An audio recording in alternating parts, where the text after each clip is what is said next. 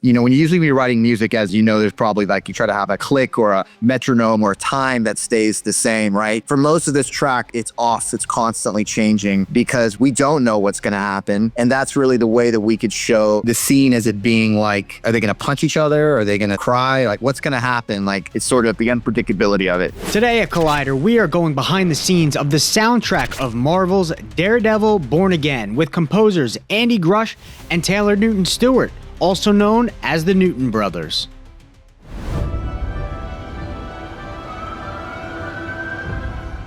This is the first music cue of the season, our introduction to Matt and the tone of the world. What did you want this piece to immediately tell us? So for this piece, we actually wanted to use this piece to kind of introduce us to the three characters. We kind of wanted it actually starts off with this little vocal line that we use throughout the series that's kind of like a cantor calling out to the city. And that is sort of like how we kick it all off with that vocal.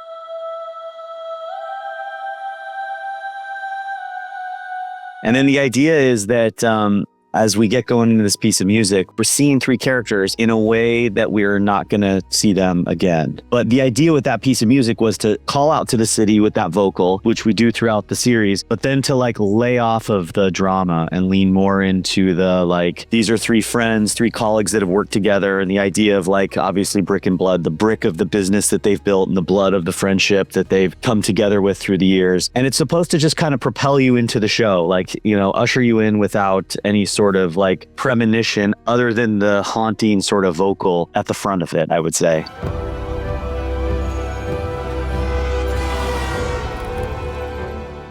It's sort of the calm before the storm, and it's a moment of happiness and joy. And I think with what happens with the season and where it's going, it's like a moment. It's sort of like also connecting the tissue to the past a little bit. These were three, had a really strong friendship. They're very connected, and what happens is what happens. And we wanted to make sure that we introduced like vocals and organ in this piece of music, but we wanted to do it sort of gently so that it's not too jarring, and that was sort of the intent of that. What is that main motif or sound that you introduced here that we see the rest of the season? It's just a simple 3 notes that does this.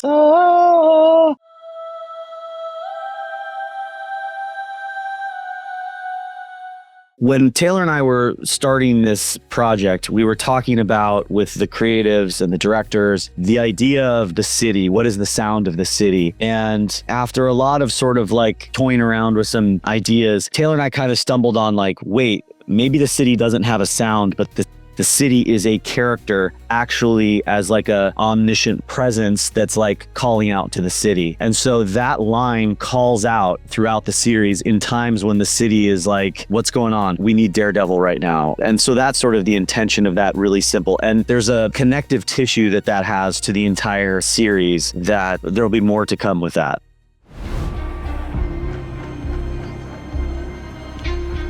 What instrument or texture carries the pulse of this city here? We see Matt kind of walk away and walk the streets, and actually one of my favorite parts of this song is as soon as he looks over at the church, you kind of hear a choir, and it almost symbolizes the spiritual nature of a church. Behold the Lamb of God. Behold him who takes away the sins of the world.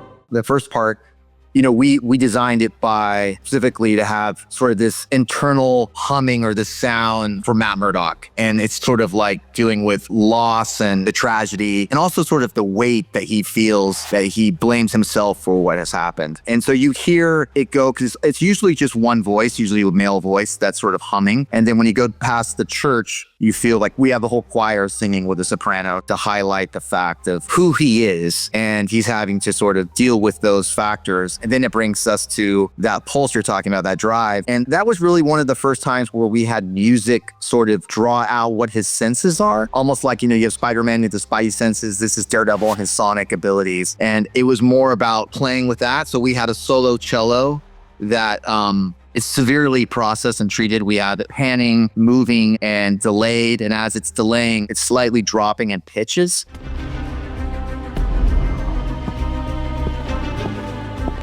We also have like these really high strings harmonics that are playing that are processed as well. Was this something that was originally tightly structured, or was there something improvised here? I think for this piece, it was fairly well structured. It was one of the earliest pieces, and everything had an intention behind it in that one. Sometimes that's not always the case, but I think with this piece, everything was fairly intentional. Yeah, this came from a larger suite that ended up becoming the main titles, parts of it at least, and then you hear a variation of it in City Cadence. But yeah, it was all very with a lot of intent. But it's a great question, Michael, because oftentimes there are unexpected things that work out better, and it's hard to know sometimes. Taylor and I have found that like the biggest thing is like following the characters in the story as much as we can, and sometimes that leads us down a road where like if you're just singular with the music for a period of time and then you get into the story, sometimes the music is wrong for a variety of reasons, and you'll start playing with things and doing things and you'll find the right answer by just sort of following the story and the characters.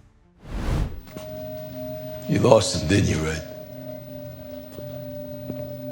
In a Broken Castle track, we were trying to play sort of like Frank's character in the scene specifically. And at first we'd come up with like a melody, but we weren't sure how to integrate it, because anytime we just played any sort of melody in that scene, it was like a big red flag of like, get out of the way. This is too much attention. So we went back to the drawing board and actually we're just noodling around in the studio with the cello with like 2 notes, just going like, "Vanat, Vanat." It's all about him. And trying to find a place to fit into the scene. And oftentimes Taylor and I will try to find the cadence of scenes through instruments or percussion, but most of the time through instruments. How do you build that tension when everything is collapsing emotionally, but not physically? It's very important to find something. I mean, the intention behind this was to show sort of the broken Frank. This isn't the Punisher we're saying. This is Frank, the human being, the personal, the loss, his history, his past. And strangely, the parallel to Matt and his sort of tragedy and his loss. And there's 2 men not in a great place. And so the music really needed to be very human.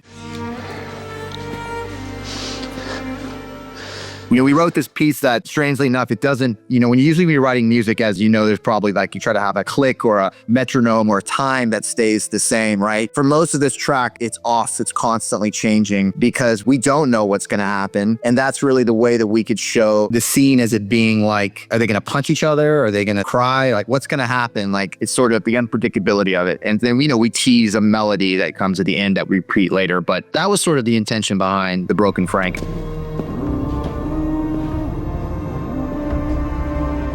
Do you have a certain criteria or a template that you go to when working with mindsets that are kind of unsure? I try to divorce myself of all of the easy answers, and that usually means doing the easy answers on my end. I usually have to like get rid of them, and by doing that, I'll have to actually score the scene in a way where I'm like, this is what feels comfortable and normal. And then it's like, okay, all of this is wrong, and then what is the answer? And that's usually where like Taylor and I try to investigate like mining themes and sounds. And doing that comes in a variety of ways, and I feel like most of the time it comes through noodling around on piano, guitar, on an instrument, and finding something that feels like it connects with the scene, and then embracing that basically.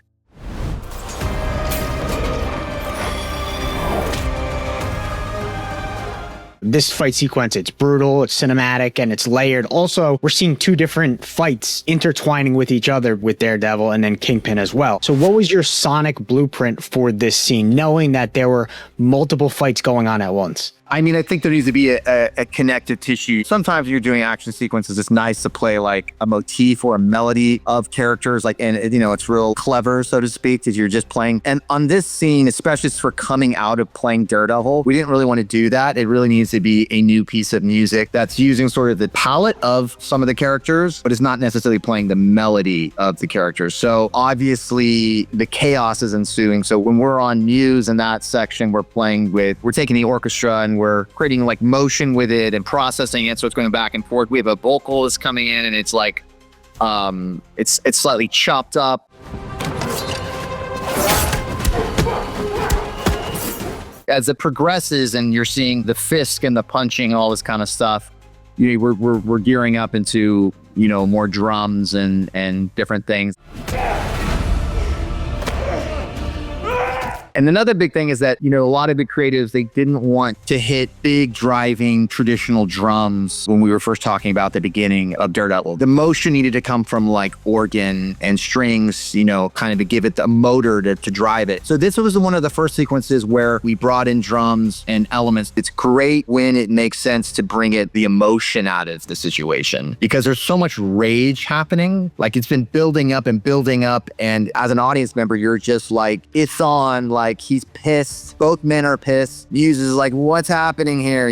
I think as that sequence goes from sort of just like chaos, if you listen from the end of it where it starts to get crazy and they're starting to really get into it, it becomes more emotional. Like, there's a choir that comes in and it gets big.